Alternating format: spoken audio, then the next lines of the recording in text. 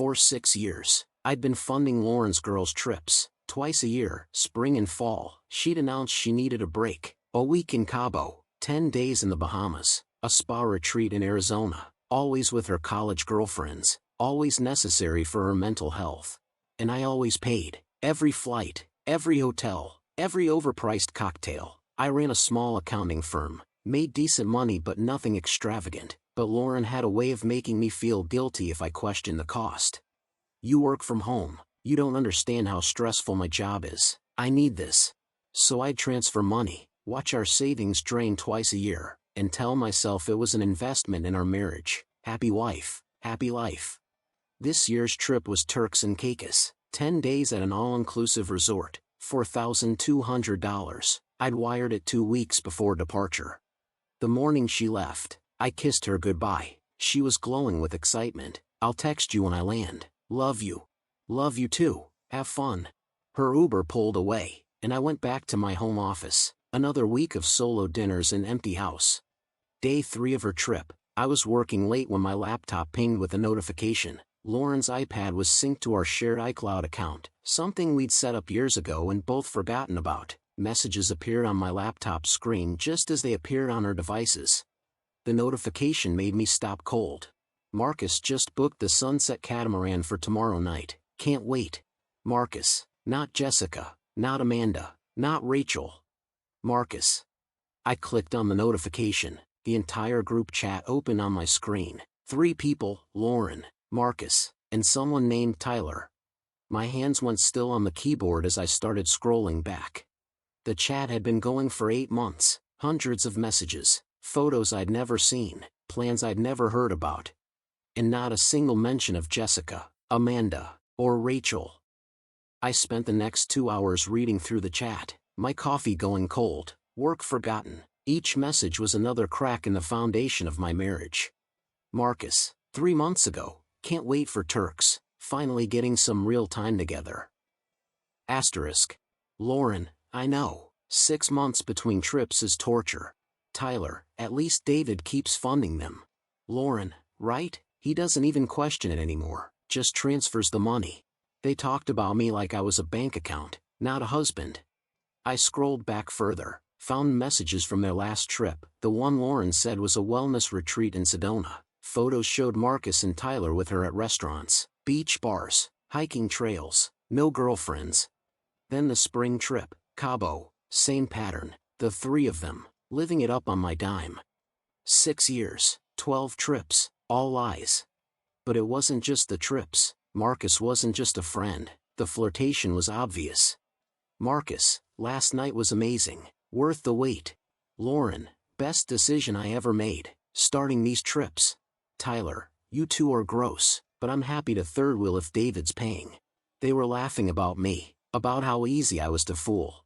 I found photos Lauren had never posted publicly, her and Marcus on a beach at sunset, his arm around her waist, at a bar, looking at each other the way married people should. The way Lauren used to look at me, before the trip started. I checked current messages. They'd arrived in Turks yesterday, already had dinner reservations, beach plans, a private catamaran booking, all the things Lauren said she'd be doing with the girls. My phone buzzed, a text from Lauren, having an amazing time. The girls and I are at the most beautiful beach. Miss you. Attached was a photo of her in a bikini, drink in hand, smiling. The angle was wrong for a selfie, someone had taken it. I zoomed in on her sunglasses reflection. You could just make out a man's silhouette. I sat back, staring at 6 years of messages that proved my marriage had been a financial arrangement I hadn't known I'd signed up for. The accountant in me started calculating. 12 trips, average $4,000 each, $48,000 over 6 years, nearly $50,000 funding my wife's affair. I could have bought a new car, put a down payment on property, invested in my business. Instead, I'd paid for hotel rooms where my wife slept with another man. I didn't sleep that night, just sat at my laptop, reading and rereading the messages, understanding my marriage had been a performance for half its duration.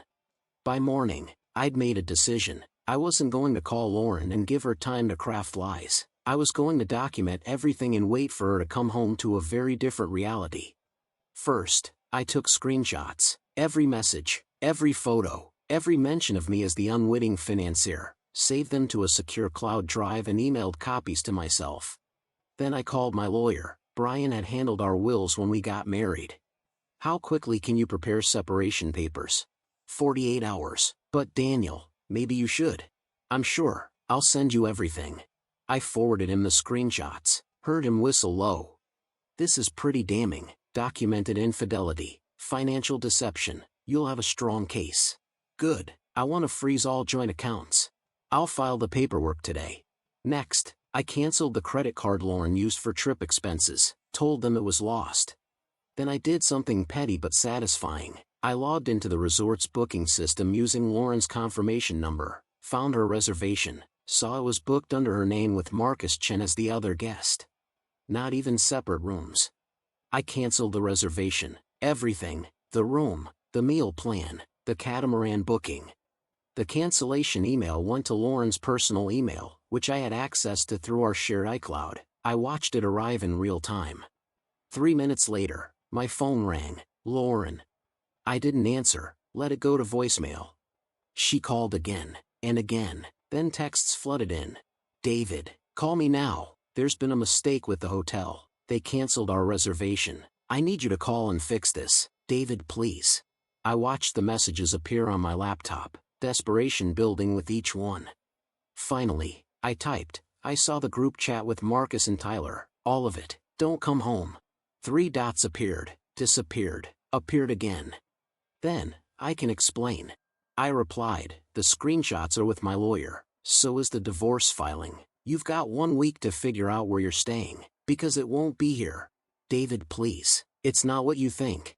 I think I've been funding your affair for 6 years. The messages are pretty clear. My phone started ringing again. I blocked her number. Then I texted her mother. Lauren won't be staying here when she returns. She can explain why. Don't contact me. Blocked her too. 6 years she'd lied. 6 years she'd made me feel guilty for questioning expenses. 6 years I'd been the punchline of a joke I didn't know I was in. Now she could figure out how to get home from Turks without access to joint accounts or credit cards. Marcus and Tyler could help. They thought it was so funny that I kept paying. Let's see how funny they found it now. Lauren arrived home 8 days later. I'd changed the locks. Her belongings were packed in boxes in the garage, accessible through the side door. She tried calling from her mother's phone, left voicemails begging to talk, showed up twice, but I didn't answer the door. The divorce papers were served at her mother's address. Lauren's lawyer tried to argue the screenshots were obtained illegally. Brian shut that down quickly. Shared iCloud account. No reasonable expectation of privacy. The messages were devastating in court. The judge wasn't sympathetic to claims that the trips were just friends traveling together. Not when messages explicitly discussed their relationship, mocked me for funding it, and included romantic photos. 3 months after I discovered the group chat, our divorce was finalized. Lauren got her car and personal items. I kept the house, my business, and most of our savings, what was left after funding 6 years of her vacations. Marcus was also married. His wife received copies of the relevant screenshots. Last I heard, he was also getting divorced and had lost his job when the affair became office gossip. He and Lauren worked at the same company. Tyler apparently dropped both of them once the free vacation gravy train ended. I ran into Jessica, one of Lauren's actual college friends, 6 months after the divorce. I want you to know I had no idea, she said. Lauren told us she was going on couples retreats with you. We thought you two were working on your marriage. Even her real friends had been lied to. A year later, I took my first real vacation, solo trip to New Zealand, hiking, sightseeing, actually relaxing. Cost me $3,800, but it was my money, my choice, my trip. I didn't have to lie to anyone about where I was going or who I was with, didn't have to perform happiness for social media while living a secret life. Didn't have to use someone else's trust as an ATM for my affair. Sometimes I think about that group chat, how casually they discussed using me, how Lauren would text I love you from beach bars where she was with Marcus, how Tyler's running joke was that I was too stupid to figure it out. They were wrong about that last part. I did figure it out. Just 6 years and $50,000 later than I should have. But I learned something valuable. When someone needs twice yearly expensive vacations they can't pay for themselves, gets defensive when you ask questions, and comes back from girl trips with a tan but no real stories, they're not going with girlfriends. The group chat told me everything I needed to know. I just wish I'd seen it 5 trips earlier. Now I'm more careful about who I trust, what I fund, and what I believe without verification. The accountant in me should have been auditing the marriage all along. Some people think love means blind trust. I learned it means trusting but verifying. And reading the group chat before you wire the money.